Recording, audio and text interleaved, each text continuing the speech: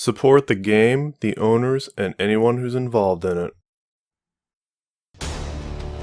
Connections. Battletech Fiction by Lucien Dacier. Chapter 7. Approach Vector. New Home. Word of Blake Protectorate. 9 May 3075. The dropship was humming with activity, gravity back in full force as the division approached the planet. Everyone was locking their equipment down and getting ready for when they hit atmosphere. The warning of a Lyran strike force waiting for them at New Home had put the whole division on alert. Eden was in medical, getting a final check on her implants. She was seated in an examination chair with wires coming out the back of her interface suit as a medtech examined her. She did her best to read a datapad with the Ivlease's status, though it was hard to focus. After long weeks of questioning and sleepless nights, she had been judged faithful at last. The Ivlease had only just been reassembled, and was waiting for her. This final examination would let her know if she was clear to join the Doberman group in the field again. "Feedback is within parameters. You should be clear to operate," the medtech finally said. Eden nodded and began pulling the wires out of her suit. The Canis Domini were always the first on the ground. With no clear idea of what they were flying into, the Dobermans were being prepped to drop into a hot combat zone. But even with the danger, Eden sagged in relief at the knowledge she could finally rejoin her team. She was so preoccupied with readying herself that she did not notice right away when the door to medical opened. When she saw the medtech bow his head, she looked up to see Janos approaching her, an inscrutable expression on his face. Eden quickly lowered her own head. "Adept, I stand ready," she reported dutifully. "Good," he replied. With a gesture, he dismissed the medtech, who bowed his head again and left a cup of pills on a tray for Eden, saying something about adjusting her chemical levels before he left. Once the door had closed behind the man, Janos turned to Eden. "Are you well, Acolyte?" "I am clear to operate," she answered. "I will recover my focus, and will be ready to defend us against whatever danger is ahead." "That may be sooner than you expect. The Master demands that we always stand ready," he answered nebulously. "There are always those whose faith is faltering. They need to be rooted out before their heresy infects others." "Of course," she responded, though she felt a chill at the dark look he was giving her. Janos stared at her silently for many long seconds. "Tell me again about the last time Raven attempted to contact you," he finally asked. "He approached me in the mech bay after the jump to Thorin, and revealed the Lyran plan to intercept our landing. He questioned my faith, but I rebuffed him," she answered, repeating the lines she'd rehearsed. "I have read your report. Your devotion is admirable. The Master himself would be pleased." Eden nodded. She had quietly wondered if Raven had been sent as a loyalty test. She knew she should feel pride at Janos' words, but all she felt was the cold reassurance of a job done. All that was left now was to wait for the next mission. Yet the way Janos was looking at her was making her stomach twist up. She was used to suspicious looks, having received many of them for the last few weeks.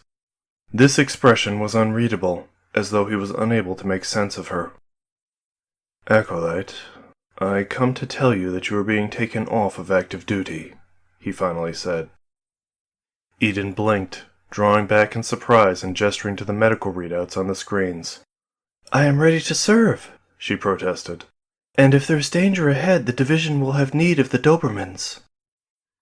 "And if there is no danger?" he asked. He went on before she could say anything. "The Precentor has ordered the division to step down from combat readiness. He has just received word back from New Home. The defense force is intact, and there have been no attacks or unscheduled arrivals.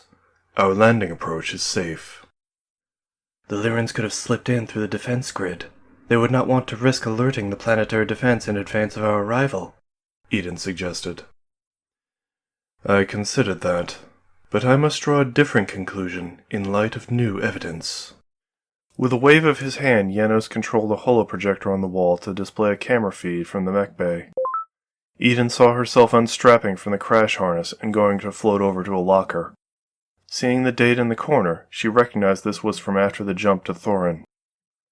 I only recently thought to check the battle ROM recorders of your teammates, Janos explained. Daisy was at rest here, but her sensors were still recording. Eden saw herself picking up the hull cutter and holding it to her midsection. She took a breath to try to explain herself, but Janos held up a hand, gesturing for her to watch. Eden saw herself jump in surprise, turn, and begin talking to empty air. She watched, disbelieving, as the argument she had had with Raven played out, but only her half visible. She watched herself screaming at nothing, and recoiling from it in fear. What is this? Eden asked. Has Raven altered the sensor feeds to remove himself? The other Doberman's battle ROMs were untouched, and I have spoken with everyone on the technical staff. They've all confirmed the same thing. They have never seen a Tom Raven. Eden shook her head. Raven is a spy. He must have covered his tracks. The technicians we questioned are faithful to the Order. We took measures to make sure they were telling the truth, Janos said, an edge to his voice hinting at how harsh the measures had been. And I have checked with the other Frails who worked alongside you on Ore. They confirmed they would see you speaking to no one. That is impossible. Raven worked on the Ivleys nearly every day, Eden argued. And what work did you witness him doing? Janos asked, sharply enough that Eden's words left her. He shook his head at her silence. Your assigned technical team were good servants of Blake, Acolyte. They worked while you slept to avoid distracting you from your duties. No lowly mercenary would be allowed near the Canis Domini. You should know that. Before Eden could say anything, Janos waved his hand again, and the display changed to her medical readouts. An image of her brain was shown. You know there can be side effects from the DNI circuitry overstressing your mind. We provide neural stabilizers to prevent this sort of degradation, he added, glancing accusingly at the pills Eden had not yet touched. Adept, I have felt no ill effects. You and I both know that is a lie. I permitted you to shirk your duties and refuse your chemical treatments on Ore. I had hoped you would notice the effect it is having on you and would pray for guidance. But apparently I was too lax, he sighed, pointing at the holo display. Your brain's visual and auditory centers are misfiring regularly. Slips in your consciousness? Sudden intense hallucinations? I imagine these symptoms might sound familiar to you. Eden could feel sweat breaking out on her forehead. My apologies, Adept. I will make efforts to correct myself immediately. The time for that was months ago. Now the damage is done, he interrupted. You are confined to quarters until you receive my word. I advise you to pray for salvation. As hard as Eden's pulse had been pounding up until then, at Janos' words she felt her heart stop. She felt herself nod at him, and heard him leave. She was left sitting alone, trying to process what she had been told. Looking at the cup of pills, she picked it up and held it up to her lips. Before she could pour the contents down her throat, she looked back at the door, only to be confronted with the smiling face of Tom Raven. She recoiled, rolling off the examination chair and landing on her feet, raising her fists in a defensive pose. Been a while, he said. He leaned against the wall next to the door out of the med bay. How you holding up? She hurled the pills at him, only for them to clatter to the ground behind him. Undeterred, she grabbed a scalpel off a tray of medical tools and threw it as well. Then hypodermics, then the rest of the tray, flung spinning at Raven with its contents scattering everywhere. All of it hit the back wall of the medical bay without any reaction from him, beyond an insufferable smirk. He gestured to the examination chair. You may want to sit down. Eden's legs wobbled and she collapsed into the chair as she stared at him in open shock. How? She demanded. How is this possible? He tapped a finger to his temple. You've got their tech wired into your eyeball, and your cochlear implant handles hearing. So here I am, a little short circuit in your eyes and ears. A chill of realization rippled through her. I am losing my mind, she breathed. You've been pushed beyond any limit you have. Your mind's fighting back before you completely go to pieces, he answered. You know you've got to get away from this. You just don't know how. You mean I made you up? She asked incredulously. Why? Why you? You know why. She stared at him a moment before shaking her head. No, this is madness. I didn't take your offer. There is no escape pod. There is no plan. A medical tech walked in the door, drawing back at her outburst. Eden clenched her jaw, knowing that the medtech was seeing her screaming at the air. She slipped around him and stormed out of the medical bay, leaving her medication scattered on the floor where she had thrown it. With everything packed into the tight confines of the dropship, it was a very short walk from medical to the first drop bay. Inside, the other Dobermans were standing in their gantries, strapped down for the landing and the hum of their fusion reactors filling the air. Eden wasted a moment staring at the protomechs, then went over to equipment storage. She would have to leave her interface suit here before returning to her bunk. So what, that's it? Raven asked. She hadn't heard his footsteps or even seen him move, but he was standing next to her. They smack you on the nose and order you to go lock yourself up, and you go and do it like a good little dog?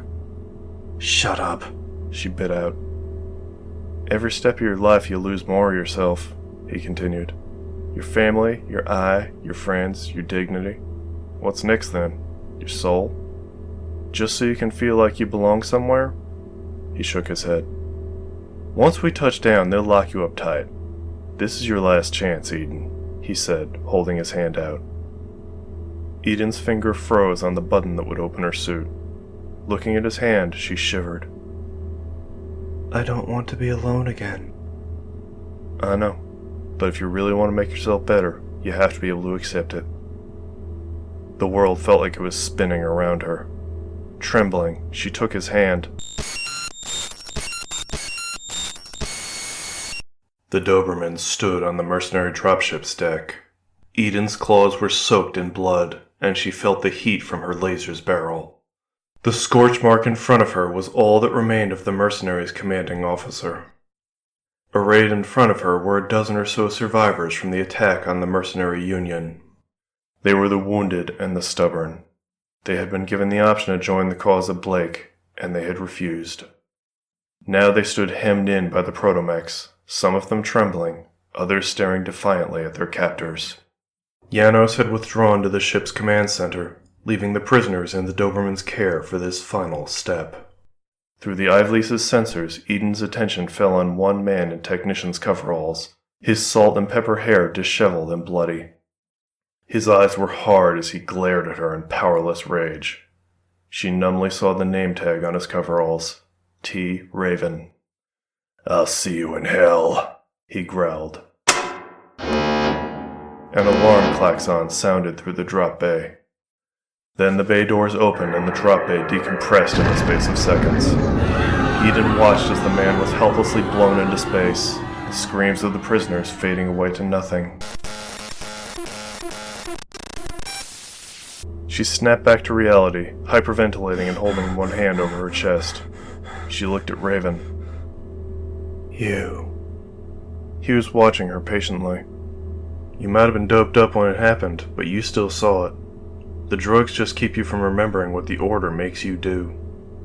He sighed. There's probably dozens more times just like that. And in return for all that, they'll lobotomize you, cut you to pieces, or just explode your head.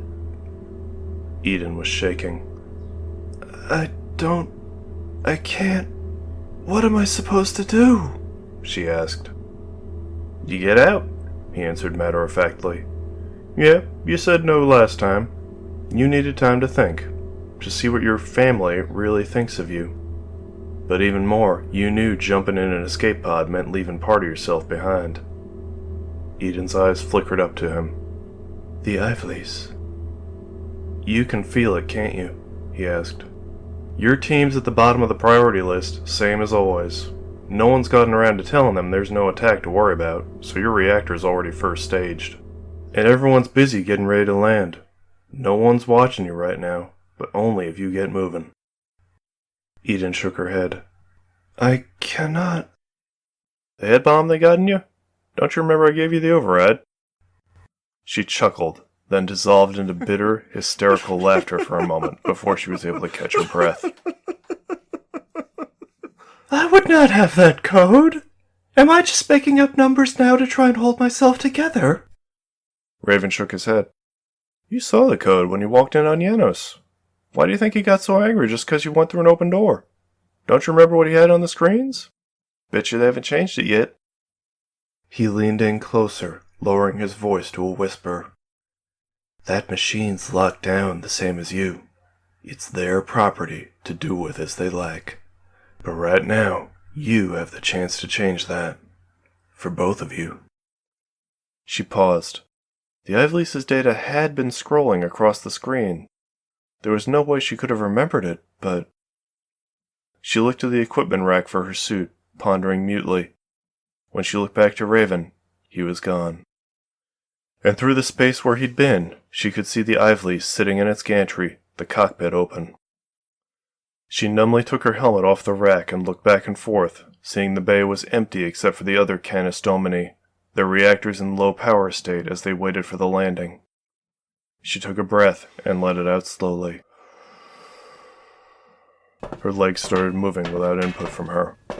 Before she knew it, she was walking towards the Ivlease. She stopped in front of it. She could feel the hum of the reactor in her bones.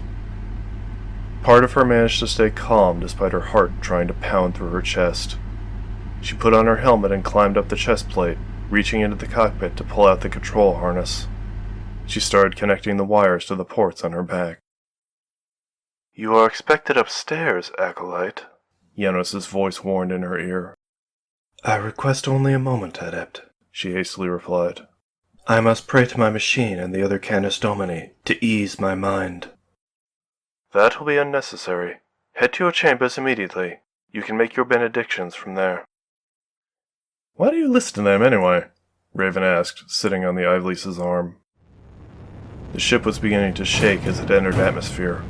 A display in her helmet lit up, and she felt the chill as the Ivlease interfaced with her. The protomech is locked out, Janos chided. I will offer you this chance to repent, or else I will have to take more drastic measures. She could sense he was telling the truth. Much of the Ivlease was powered down and unresponsive, but she could still enter some simple commands on the screen in her visor. With quick eye movements, she entered the override code, reading it as Raven held up the paper again. A wave of ice swept through her whole body. She felt something snap, leaving her feeling cold and empty inside. All sound faded away, and in a terrifying moment of clarity, she realized where she was. In the belly of a dropship filled with monsters and fanatics who would not hesitate to tear her apart. The thought was enough to make her blood freeze. Yet in that void she could feel the presence of the protomech around her. She quickly slid into the cockpit and gave the command to close the hatch. Then she opened herself to the machine.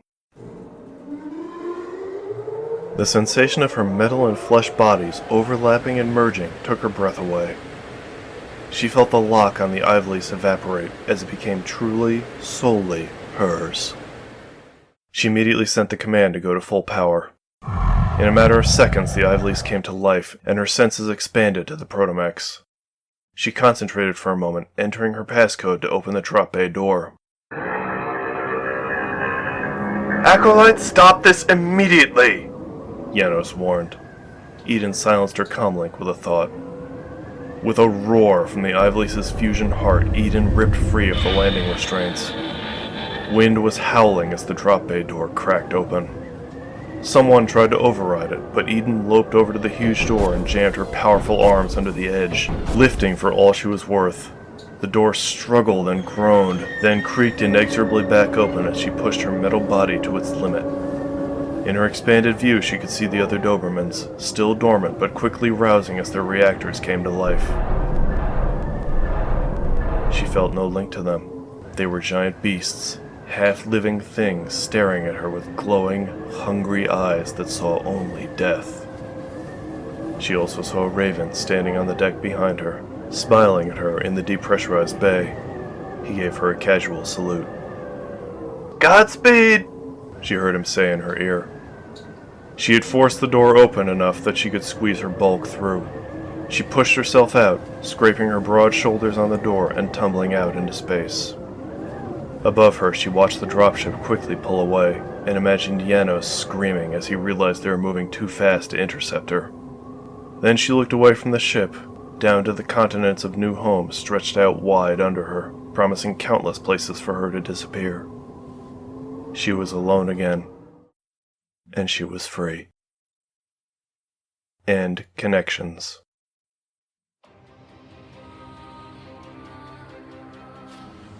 Thanks for listening. This might seem like I'm cutting off right at an important moment, but the fact is this was all I had written up to this point. I have a third story planned for Eden that handles what comes next, and I will be posting that up as soon as it's finished. For now, though, I thank you for your time in seeing how the little protomech pilot got away from her masters. Thank you to Magistracy Monthly for publishing the original run of Connections. It's a really great fanzine with contributions from all over the battletech community. Thanks also to Real Mech is Love and Oswald for their artistic contributions, and to Oswald for the 3D printable models of the Ivleys and Eden, which he has on his cults page. Hit the like button, comment, and subscribe if you think I earned it, and stay tuned for the next adventure. Thanks again.